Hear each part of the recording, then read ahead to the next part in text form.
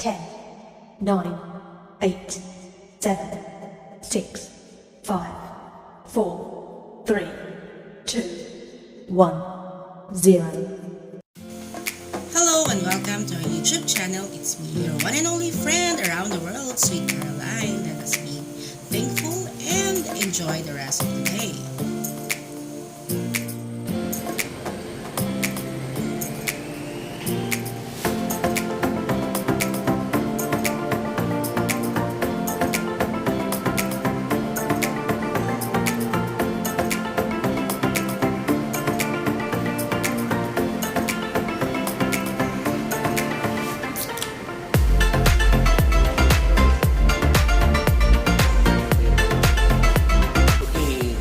Of having this event, an annual event, is to set the pace of the industry, a collaborative approach between government, private sectors, and advocates involved. And that in developing the industry, simply not one-time big time, but more so it's a continuous, sustainable setup between partners and stakeholders. The public would expect a lot of new units that is available, the e-cars, aside from the e-trikes and e-jeeps, no? And then there are some charger suppliers that they can see off, mawi-witness nila yung mga setup nila and that saan na sila naka-station. And then ma-expect din nila yung mga partners namin as suppliers in having this on ground, para at least may idea na sila na meron mga local parts na kinukuha ang mga EV manufacturers. Since this would be our first time na online and at the same time face-to-face, we are expecting more people who are very enticed on this, na ma-witness nila yung two-day event namin.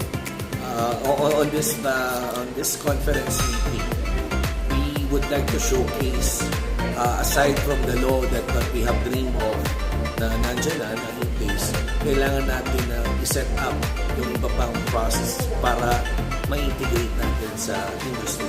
This would be held on October 20 to 21 at SMX Convention Pasay City. This is for free. So all you need to have is register online, and then yun lang. Wala pa rin mga magiging problem. In support of the CREVI, that is there being the spearhead of the EVIDA law, we have to integrate with the private stakeholders and that other government sectors to build this industry and to work hand in hand together. I'm appealing to you to visit us and join us on the October 20 to 21 at SMX Convention, and I promise you that there will be a lot of things that you would expect here during the event, from the conference and from the exhibits.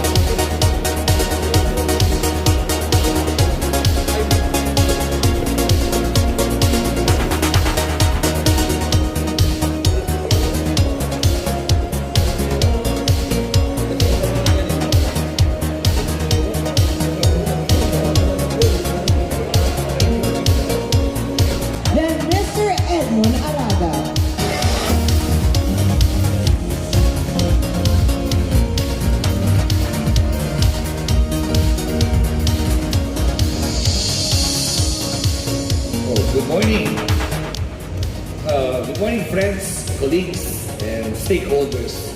Welcome to the 10th Philippine Electric Vehicle Summit.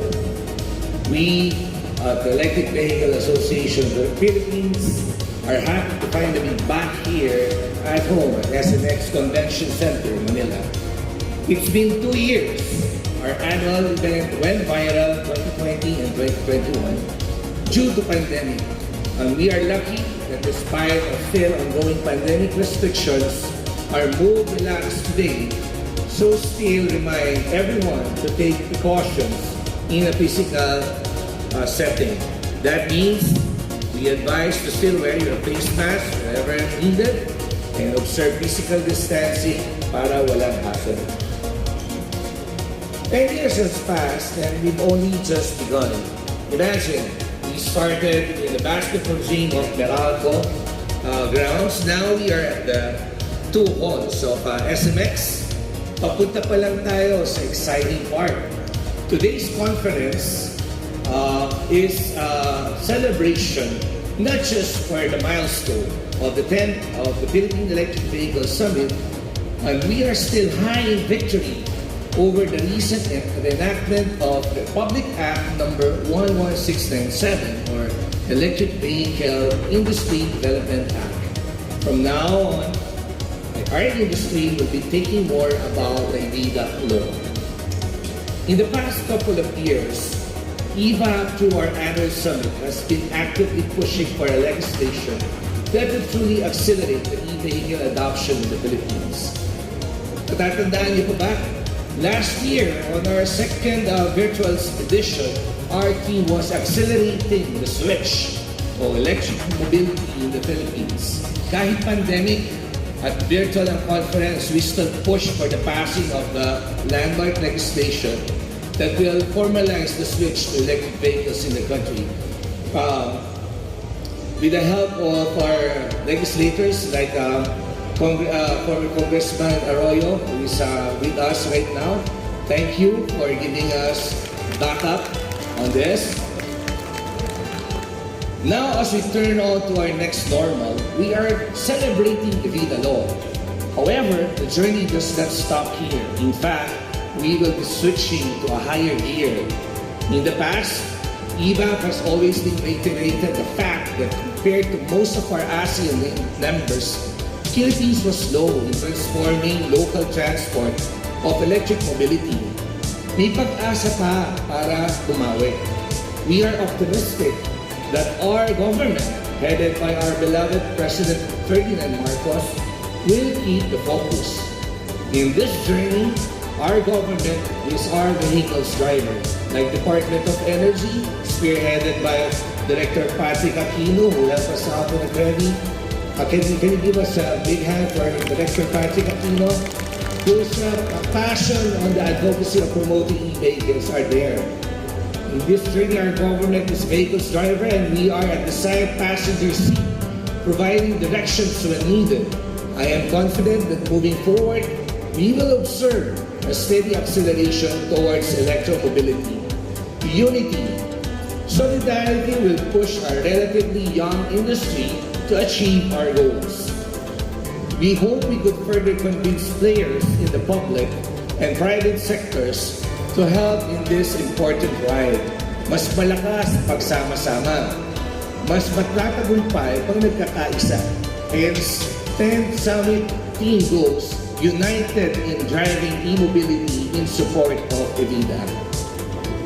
Now that the implementing rules and regulations of EVIDA law are set, we court on public and private sectors to work hand in hand to make the switch to electric vehicles faster. The law will give incentives to adopters of electric vehicles and charging stations nationwide.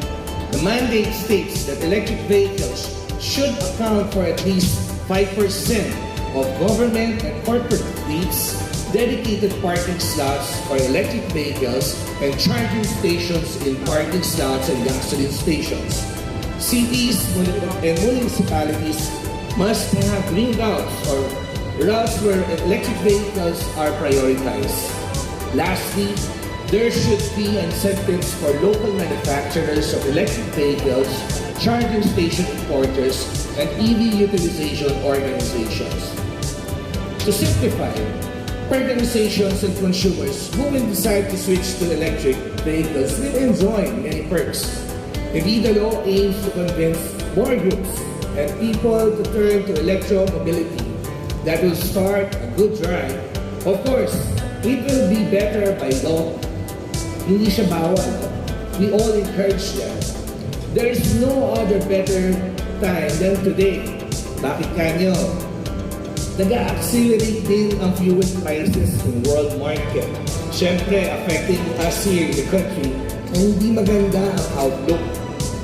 With the recent move of the Organization of Petroleum Exporting Countries to control daily production to adjust prices in their favor, expected natin ang ripple effect, much higher gas prices than fuel inflation.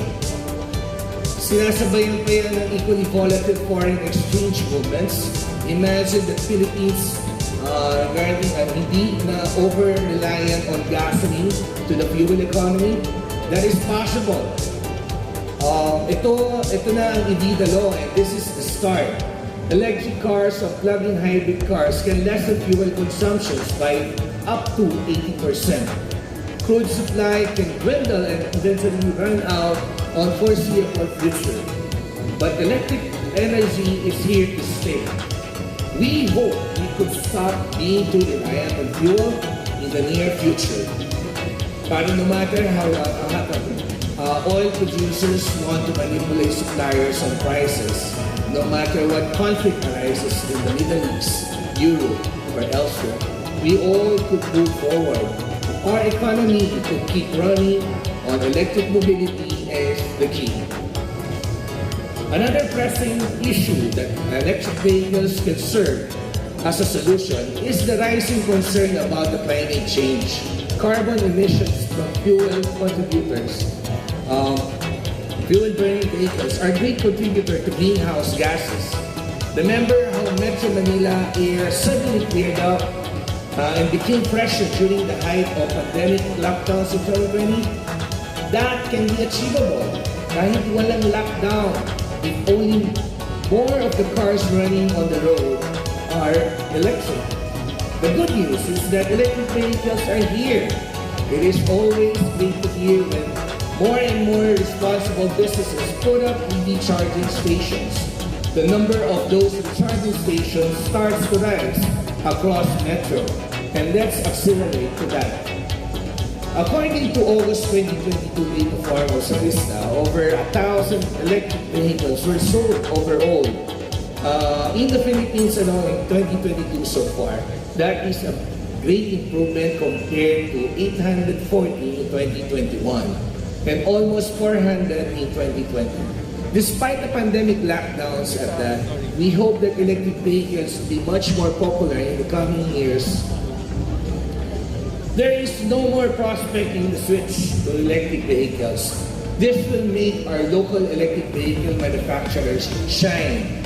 As of the latest date in 2020, only 18,000 GPs have been modernized, mostly converted into uniform-compliant vehicles. Yusek Pastor can attest to that, who is also a great supporter. Can you give us a hand for Yusek Pastor?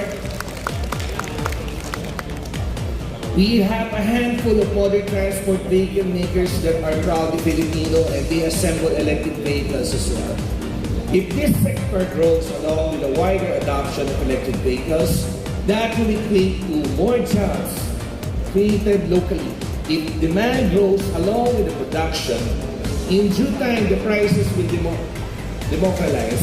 Don't worry about electric vehicle prices being quite costly these days.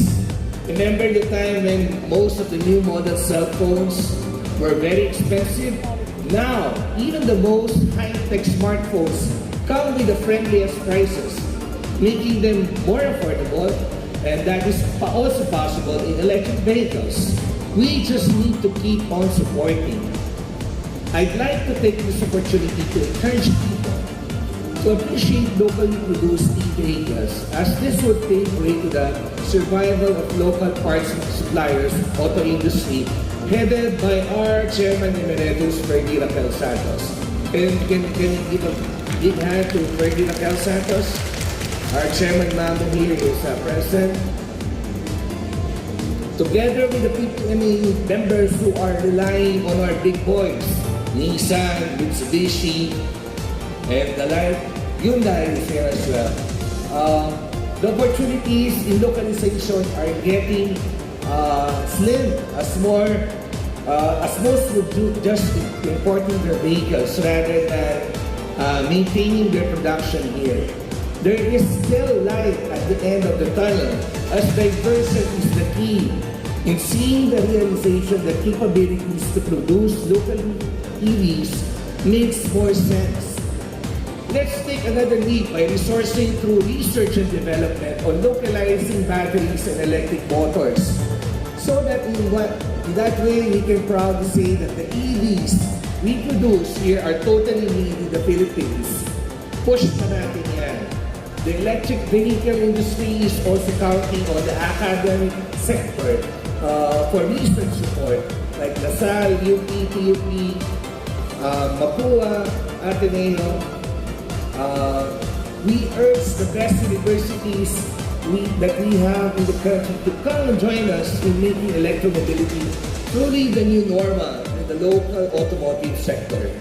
Their efforts are being felt as they have existing booths in showcasing their study and innovation, spearheaded by the generous professors and strong support from their future engineers.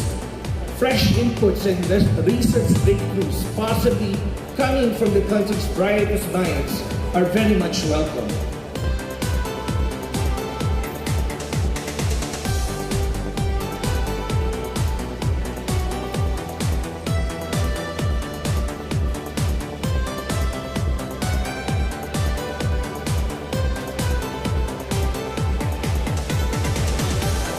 Let us be kind and grateful. No matter how hard life is, our Heavenly Father will always be with us. May the love and peace be always with us. Just choose the right path of our lives because everything is already written in the stars. So, be positive, stay positive, and always keep the positive